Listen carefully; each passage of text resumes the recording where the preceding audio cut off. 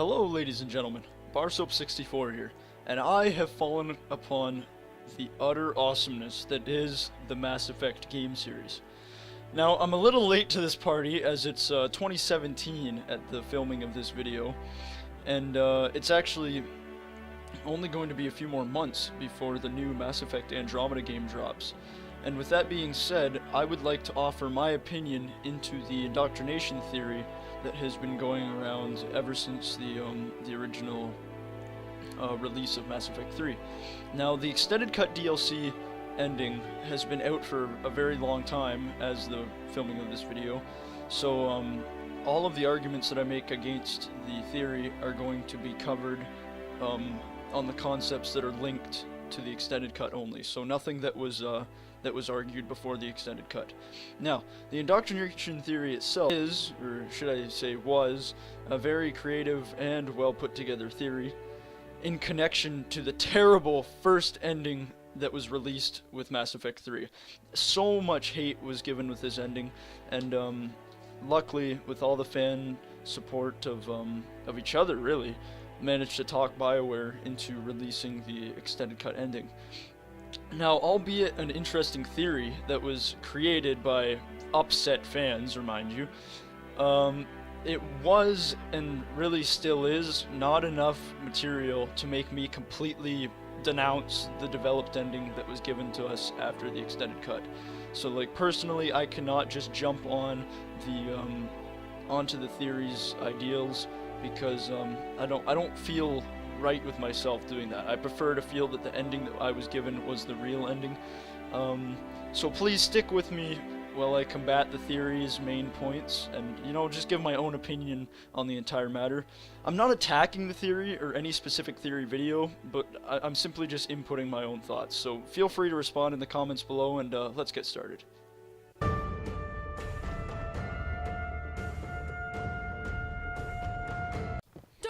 Alright, so before I get started here, I'd just like to state that there are many weak arguments within the Indoctrination Theory, as well as a multitude of strong ones.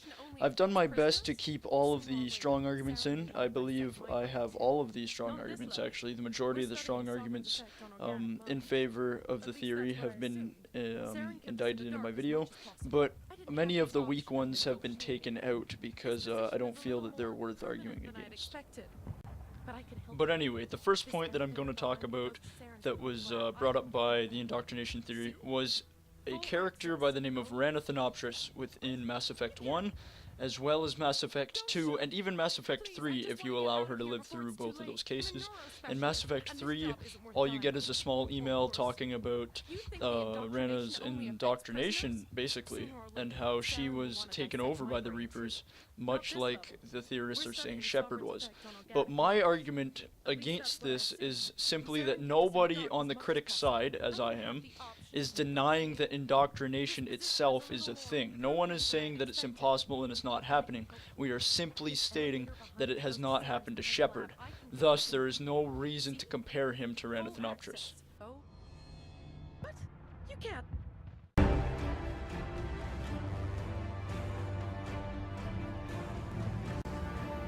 The second thing I would like to take a look at is the final confrontation with the Elusive Man and Anderson aboard the Citadel. Theorists have stated that the whispers in the background, when linked with the shadowy streaks, the dark red and black disfigurements on the screen, is a solid, undeniable proof of indoctrination. But I have a few things to say about this. My main point against this is going to be that you can't actually hear the whispers or see the streaks until the Elusive Man is actually present within your conversation. All of the gameplay before or leading up to the confrontation with the Elusive Man involved has no proof of whispers or streaks whatsoever. The only ambient noise you can hear is the crackling, streaking sounds of electricity in the background. I do believe that, much like an evil villain in a scary movie, the Elusive Man himself is actually giving off these Reaper streaks and the whispers. To back this up, I must also point out that the streaks are not continuous throughout the entire conversation, but rather only when the elusive man is demonstrating his power of control. The same can be said about Anderson not breaking eye contact with Shepard. The entire time, Shepard and Anderson have locked eyes, just like Shepard holding the gun up to Anderson. There's no argument in saying that the elusive man is not there and that Anderson is only looking at Shepard. The argument is that the elusive man is there and he's using his powers to force Shepard to point a gun at Anderson and to force Anderson to stare right back at Shepard. And that is my main argument for this point.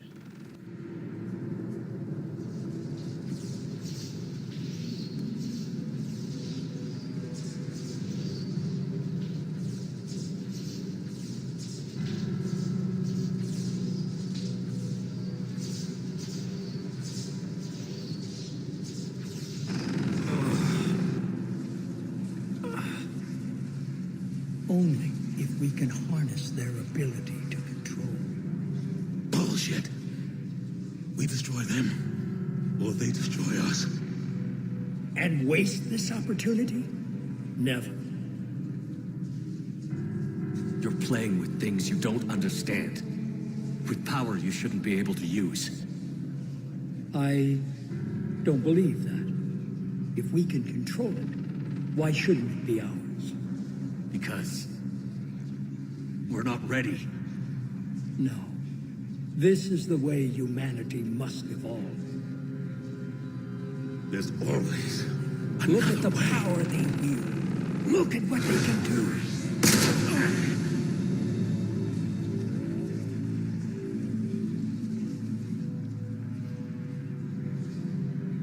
I see what they did to you. I took what I wanted from them, made it my own. Another point that theorists like to claim is that Shepard has been around far too many Reaper influences throughout the series to not be indoctrinated. Once again, for example, Rana Thanoptis is used, by saying that if Rana was indoctrinated over 3 years just from working with Reapers, then Shepard must be too, because it's been 3 years throughout the series that Shepard has been around Reaper influence as well. But the one big thing that they all fail to say is that Rana actually worked with Reapers continuously for 3 years, while Shepard has not. Shepard has been around many Reaper artifacts and influences, but not consecutively and continuously throughout the 3 years. And if the claim that it only takes one interaction with a Reaper influence to indoctrinate a person, then why hasn't Shepard's crew shown any long-term effects as well? Especially Dr. Shockwave, who was actually abducted by the Collectors in Mass Effect 2. It just doesn't add up.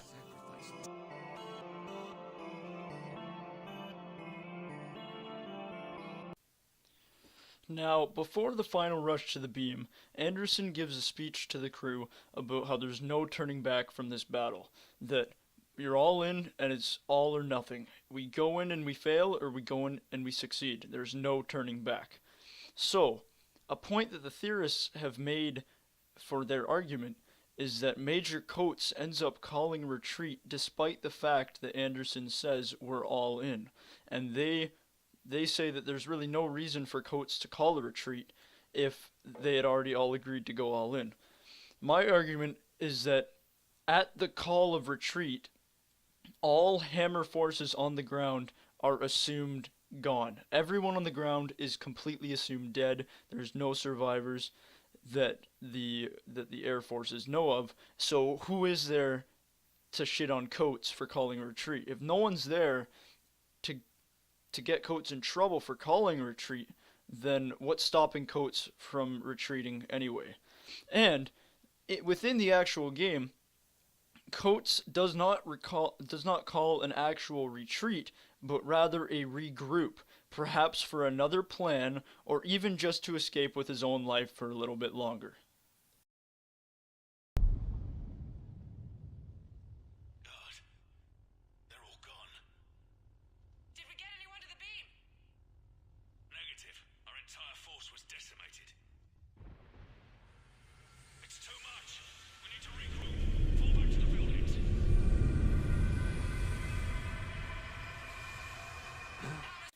The second half to the theorist's argument is that Harbinger himself actually leaves the scene just as Coates calls the retreat, not even a little bit after. It's during Coates calls the retreat. So they say, wouldn't that be the best time to continue attacking? If Harbinger himself isn't even there to protect the beam anymore, who's stopping the ground forces from fighting?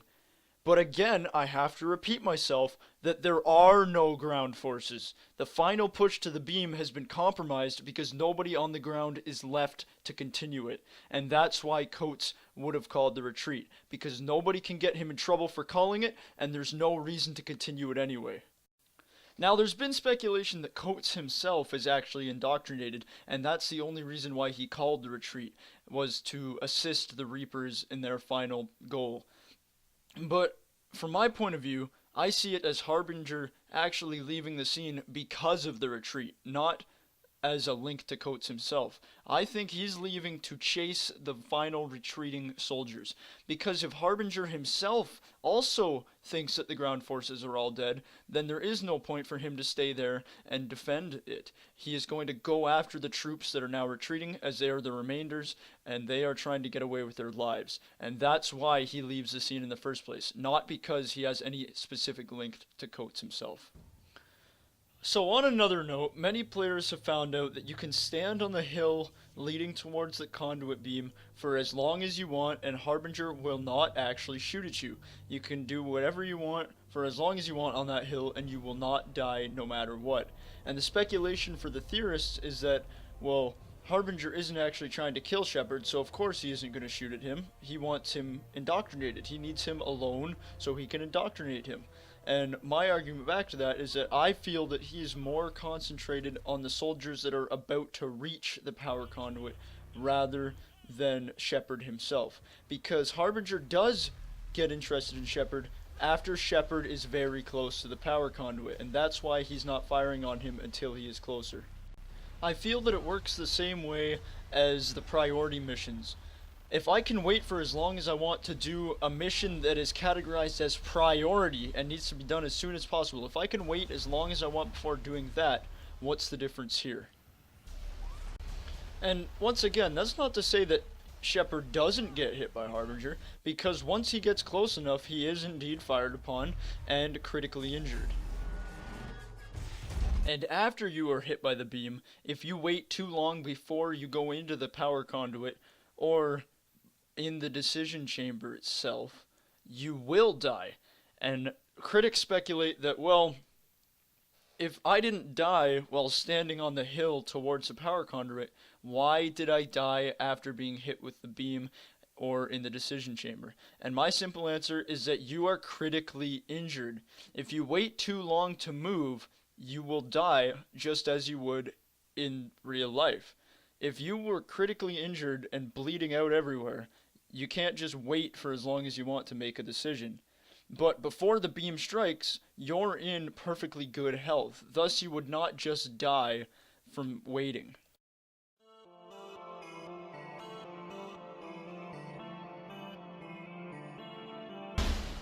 So this has been a big controversy for many people on the theory and critic side. And that is that during the emergency evacuation of the squad members by the Normandy, Harbinger doesn't shoot at the Normandy, and it would obviously be a prime time for him to fire on it. There's nobody defending it, it's just a sitting duck with Shepard standing right there at the base of it. So theorists say, why didn't Harbinger just shoot at the Normandy to kill the Normandy and Shepard at the same time? And to that, I'm going to say that it doesn't seem that he fired at the Normandy for the same reason that time doesn't seem to pass in certain movie scenes. Because I know you've all been watching that movie where there's a timer going for 10 seconds, and the main character's got to get somewhere in 10 seconds, and he takes way more than 10 seconds to get there. And I feel that that's what this scene is exactly. And in addition to that, who would want an ending like that? Who in their right mind would ask for BioWare to blow up the Normandy and kill Shepard all at the same time there, and then boom, end of the game? Because that would be even worse than the original ending that they gave us, and you can all agree on that. Another big part of the theory says that Harbinger actually appears to stop firing during the entire evac scene. You don't hear him firing in the background, you don't see him firing in the background. It even shows him there for a second where he appears to have stopped firing, but yet the soldiers are still firing. So what's up with that? And honestly, the best answer I can give you for that is that this is the squad's survival ending. If you have high EMS during this mission, the squad survives, and this is the little evac scene you get. If you have low EMS, your squad is actually killed.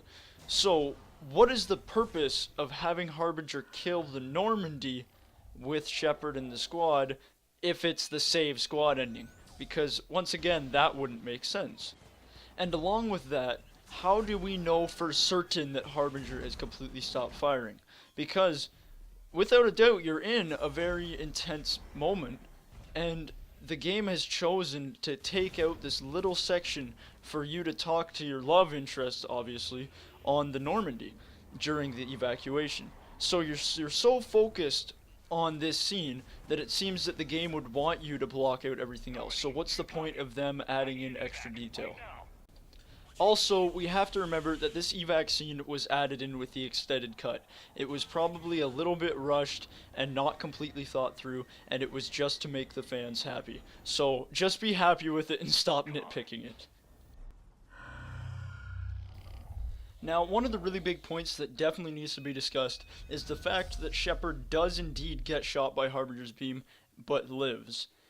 And this is obviously contradictory to both the theory and the critics, because how could you say that he lived through that if he's supposed to die, right? And the biggest argument against the theory that I can give is that if he's dead, then what's the point of defending the theory, right? But the same thing could be said to me: if he's dead, what's the point of defending the main ending? So we really get nowhere with this. But the best thing that I could come up with is that it's a game, and once again, the developers want it to end on a high note. Obviously, it didn't end as well as it should have with all the backlash it got, but they're not going to let Shepard die right there on the field. They need an excuse for him to get injured and be that last remaining hero that makes it in there. As for the ringing sound that happens right as the beam hits Shepard, the best thing I can come up with is that it was probably just some form of fade out that they needed, a simple storyboard transition that gave it a special feature, you know, the little kick that the developers wanted it to have. But other than that, this is a really hard thing to argue for both sides, I think.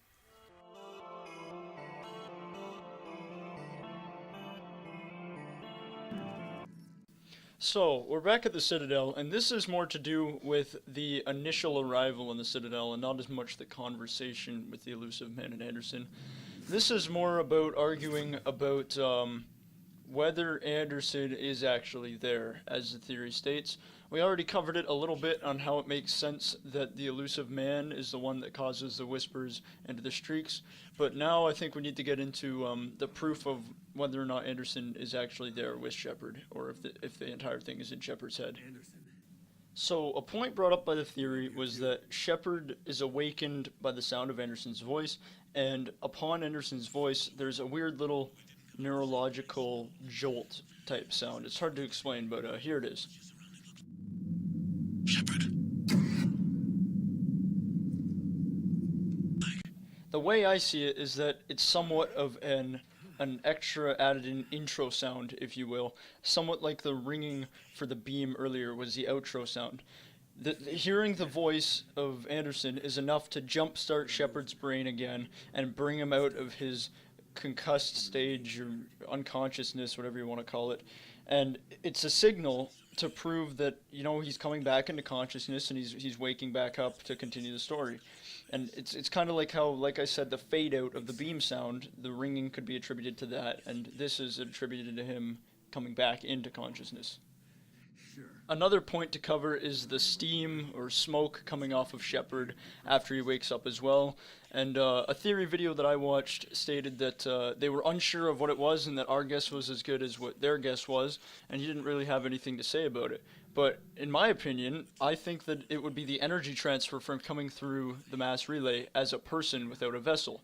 He went through somewhat, basically a mini mass relay, if you will, and there's going to be some energy transfer there, plus the already burnt up body of Shepard from the original Reaper beam in the first place. So that's what I attribute it to. You can have whatever opinion you want, but I believe that it would just be the energy transfer and all the heat that was exchanged during his transport up to the Citadel.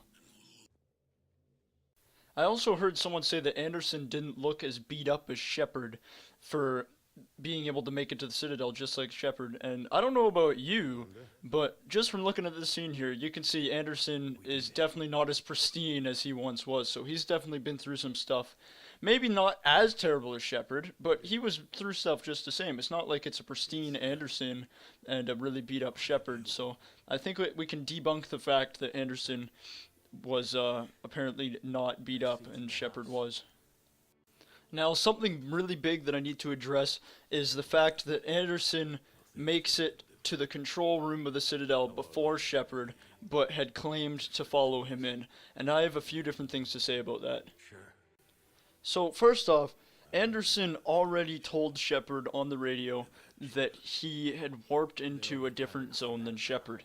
And although theorists and critics alike will say that there's only one warp zone, there's really no 100% possible way to know. So there's a plausible on the fact that Anderson could have warped into a different location than Shepard. Also, if everyone was already assumed dead on the ground during the main attack, it's very easy to speculate that Anderson himself may have been immobilized or even unconscious during the main assault, or shortly after the main assault began, and maybe he came to just in time to see Shepard enter the beam. If this is true, then it would explain how he managed to follow Shepard in, and once again shows how he would have been ahead of Shepard on the Citadel, because Shepard was obviously unconscious and Anderson woke him up. So if Anderson was conscious when he made it into the Citadel and Shepard was unconscious, it may give Anderson a bit of time to move forward, look around before contacting Shepard. Something that we also can't dismiss is the fact that this is a game and it has a set story. And it's obviously not going to let you just completely alter what it has lined up for you. It's not going to allow you to bypass Anderson no matter what you do. If the storyline has it set for Anderson to be ahead of you, he's going to be ahead of you no matter what. It's as simple as a game mechanic from anything else, and it's used in lots of other games, and it's going to keep the storyline intact. Now, another big thing that was brought up is that you can't actually see Anderson at the console once you enter the main corridor. And the criticism by the theorists for this is that it goes against all the other things that Mass Effect had done. All the maps are usually already completely loaded, so you should be able to see Anderson there. And what I have to say is that technically Anderson isn't a part of the map. He's somewhat of a movable object. He's a placeable character. And the game wants you to have that moment of excitement when you crest the top hallway of seeing Anderson, instead of seeing Anderson the minute you open the main door. Now, as that being said, games also have view distances. I don't know how well they affect Mass Effect, because you obviously can't change them yourself, but view distance and loading capacities are definitely a thing, and I feel it was simply added for some form of cinematic reveal. Also, something else I'd like to point out quickly that would support the fact that Anderson may have warped in at a different location is that once you enter the corridor and look down either side of the hallway, you can easily see right here that there are doors, just like the one that you came out of. And if this corridor moves, as Anderson states, and as you see yourself, then it is very plausible that Anderson could have come out of one of those other doors and still ended up in the same spot.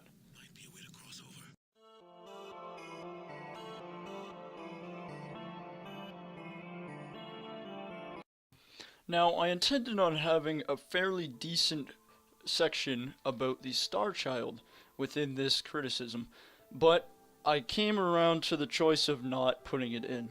Even though he has so much good evidence for both sides, I felt that it was simply too complex and barely put together to include in an official video. The Star Child's logic is so backwards and inverted on itself that it's almost impossible to actually understand where he's coming from. He has a massive bias towards the Reapers, and it definitely shows. Yet I can't help but feel that he was annoyingly thrusted into the ending of the game as some sort of mediator for our choices. He makes accusations that simply aren't true, proving that he can't be trusted, no matter from the theory side or the critic side. But all in all, guys, the theory is extremely creative and amazingly put together, almost to the point where I myself somewhat believe it, but I am choosing not to for the simplicity of wanting to believe the story's ending. Development plot holes in any game can easily be filled in by the creative minds of the fans, and this is an amazing show of that work. Overthinking simply causes problems that never existed in the first place, and sometimes that's how I view the theory. As well built up as it is, I feel that the extended cut seriously put an end to the theory's life. Although many hardcore theory fans may disagree with me, they have to admit that a lot of the arguments being pushed out now are simply nitpicks related to the plot holes and development issues that BioWare didn't capitalize on when they originally had the chance. It's 2017 and there still hasn't been any new Indoctrination DLC released that was once originally believed to exist by the theory fans. Although much of this can be related to the fact that BioWare never specified if the indoctrination theory was true or not, I still think that it was quite a long shot to begin with. I have to repeat what I said before, in that the theory was created before the extended cut by upset fans, and is still supported now by hardcore fans that are still even upset with the extended cut ending that BioWare delivered. Almost all the criticisms brought forward by fans were addressed in the extended cut, and that's why I cannot agree with the indoctrination theory. Why would BioWare put so much work into bringing forward this newly capitalized ending if it was all just a massive dream? Considering the original vanilla ending was quickly pushed out the door by EA, and BioWare quickly took to the fans and remade an extended cut for us, why is it automatically an extension to the theory rather than an extension to the game, as it should be? A very strong point was made during a review of the extended cut DLC, and it regarded the old man and child scene that plays out after the credits. No matter what ending you choose, these two have a discussion about how successful Shepard was in defeating the Reapers. It wouldn't make sense for these two people in the future to be having an in-depth conversation about one called the Shepard if it was all just a big dream, proving that it all most likely took place as it should have. BioWare is telling us that they do not want indoctrination. They would rather have the shadow-shrouded Star Child that was given to us and the ending that they created, and I will respect that. If there are somehow still any theory fans out there to this day, I will most likely be called out as ignorant or short-sighted. But I can gladly accept that if it means I get the preferred ending that I wanted. Every fan is different. Some really do support indoctrination, while others are just fine with the extended cut, and some altogether are still displeased with the ending. But above all, we need to understand that this is how opinions work and how new ideas are formed. If you've stuck around this long, thank you so much for joining me. And for those of you out there that are still upset with the ending and perhaps, like me, would prefer if Shepard lived, well, I have a treat for you. Thanks to the outright amazing Mass Effect 3 modding community, those of us that wanted to see Shepard prosper through the impossible got what we wanted. I'll be leaving a link down below to the mod that rewrites the entire ending of Mass Effect 3 and allows Shepard to live through and be reunited with his crew the way that I myself personally always wanted the franchise to finish. And with Mass Effect Andromeda right around the corner, with absolutely no linkage to the original trilogy, then we can all safely assume that our opinions will rest in peace with ourselves. For those of you that believe in indoctrination theory, good for you, and thank you so much for sticking around. Maybe you caught a few points that you didn't know before. And for all of you that don't believe in indoctrination theory, thank you as well for sticking around. I will have a video out in the future showcasing the amazing mod that rewrites the ending to Mass Effect 3. Thank you so much guys for watching, and I'll see you next time.